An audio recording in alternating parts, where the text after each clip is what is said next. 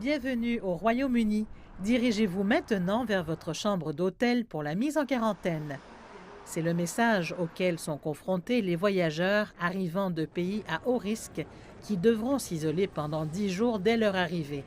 Ceci concerne aussi les résidents britanniques qui reviennent d'endroits où de nouvelles variantes du virus se propagent, comme en Afrique du Sud et au Brésil.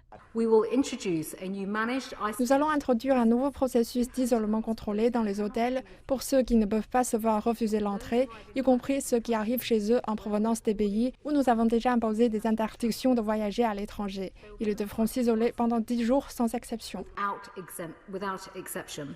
Selon les directives, ceux qui sont mis en quarantaine devront payer eux-mêmes. Mais avec la plupart des visiteurs étrangers déjà interdits de se rendre au Royaume-Uni, on s'inquiète de son efficacité. Certains ministres ont voulu aller encore plus loin en plaçant en quarantaine à l'hôtel les voyageurs en provenance de tous les pays. Les acteurs du tourisme et de l'aviation s'inquiètent aussi de cette décision.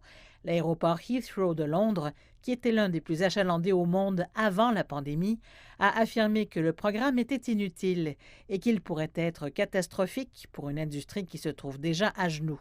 Entre-temps, sur les côtes britanniques, le virus fait rage. Le bilan officiel du nombre de morts au Royaume-Uni a dépassé les 100 000 et il continue d'augmenter. Environ la moitié des décès sont survenus depuis le début du mois de novembre dernier. Certains des meilleurs scientifiques britanniques disent qu'une action plus décisive donnée plus tôt aurait pu éviter certains de ces décès. Mais face aux législateurs pour la première fois depuis que le cap des 100 000 a été franchi, le Premier ministre a défendu ses choix. Assumons toute la responsabilité des actions que je prendrai, que nous prendrons pendant cette pandémie pour lutter contre cette maladie. Nous devons tirer les leçons de ce qui s'est passé pour y réfléchir et nous préparer.